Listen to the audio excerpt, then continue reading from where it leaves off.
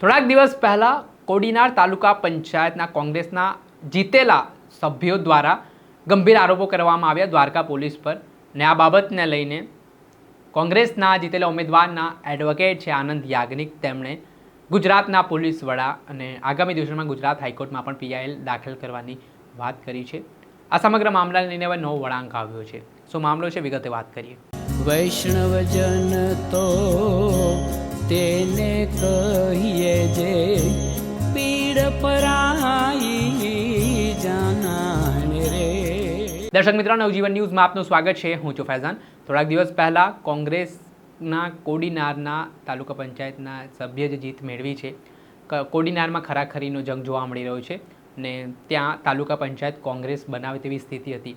ત્યારે કોંગ્રેસના જીતેલા ઉમેદવારો છે તે દ્વારકાએ દર્શને ગયા હતા। તે દરમિયાન પોલીસ પર ગંભીર આક્ષેપો સામે આવી રહ્યા છે કે દ્વારકા પોલીસનો કાફલો છે તે રાત્રિ દરમિયાન કોંગ્રેસના ઉમેદવારો જે જીતેલા હતા તેમના ત્યાં ત્રાટકે છે ને ત્યારબાદ તેમને બળજબરીપૂર્વક ગાડીમાં બેસાડીને ડરાવવામાં આવે છે, ધમકાવવામાં આવે છે અને તેના બળજબરીપૂર્વક નિવેદનો લેવામાં આવે છે। આ ઘટના બાદ સોશિયલ મીડિયા પર આ ઘટના ચર્ચાનું કેન્દ્ર બની। ત્યારબાદ પોલીસને ન છૂટકે એ જીતેલા સભ્યોને છોડવા પડ્યા ને આ બાદ ગંભીર આક્ષેપો છે તે સામે આવ્યા, જેના થકી હાલ જે કોંગ્રેસના ઉમેદવારો છે જીતેલા તેમના થકી એડવોકેટમાં આનંદ યાજ્ઞિક તેમનો કેસ લડી રહ્યા છે। તેમના થોડા દિવસ પહેલાં રાજ્યના પોલીસ વડા KLN રાવને આ બાબતે લેખિતમાં રજૂઆત કરી હતી।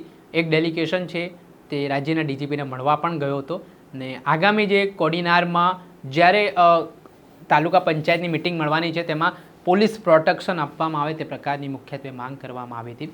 સાથે જ આ કેસમાં જ્યારે દ્વારકામાં કોંગ્રેસના ચૂંટાયેલા સભ્ય દર્શને ગયા તે દરમિયાન જે તે સમયે રેન્જ આઈજી ચાર્જ સંભાળી રહ્યા હતા રાજેન્દ્રસિંહ ચુડાસમા તેમજ દ્વારકાના એસપી સામે કાર્યવાહી કરવામાં આવે તે પ્રકારનો ઉલ્લેખ તેમણે આ જે ફરિયાદ છે તેમાં કર્યો। ત્યાર પછી જે જૂનાગઢના સાંસદ રાજેશ ચુડાસમા સાથે જ દિનુ બોગા સોલંકી સહિતના જે ભાજપના નેતાઓ છે તેમની સામે કાર્યવાહી કરવામાં આવે, તેમના નિવેદનો નોંધવામાં આવે તેવા અલગ અલગ 8 જેટલા મુદ્દાઓ તેમણે ઉઠાવ્યા। જે બાદ રાજ્યના પોલીસ વડા ડૉક્ટર KLN રાવ દ્વારા આ કેસની તપાસ અમદાવાદના રેન્જ આઈજી ડૉક્ટર રાઘવેન્દ્ર વસને સોંપી છે અને રાઘવેન્દ્ર વસે હવે જે કોંગ્રેસના ચૂંટાયેલા જીતેલા ઉમેદવારો છે તેમને નિવેદન માટે અમદાવાદ બોલાવ્યા છે। પરંતુ આને લઈને એડવોકેટ આનંદ યાજ્ઞિકે સવાલો ઉઠાવ્યા છે ને તેમણે આ તપાસ સામે પણ ક્યાંક ને ક્યાંક શંકા ઊભી કરી છે અને કહ્યું છે કે હજી આ કેસમાં નિષ્પક્ષ તપાસ થાય તેવા અધિકારીની નિમણૂક કરવામાં આવે, જેના કારણે રાજકારણ ગરમાયું છે।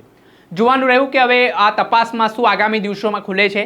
ડૉક્ટર રાઘવેન્દ્ર વસ જેઓ રેન્જ આઈજી છે તેઓ શું તપાસમાં ખુલાસા કરે છે અને આને લઈને જે વિરોધ કરી રહ્યા છે એડવોકેટ આનંદ યાજ્ઞિક તેઓ આગામી સમયમાં આ બાબતને લઈને હવે શું રજૂઆત કરે છે। દર્શક મિત્રો, આવા જ નવા વિડીયો સાથે આપણે માહિતગાર કરતા રહીશું, એટલે નવજીવન ન્યૂઝ જોતા રહો।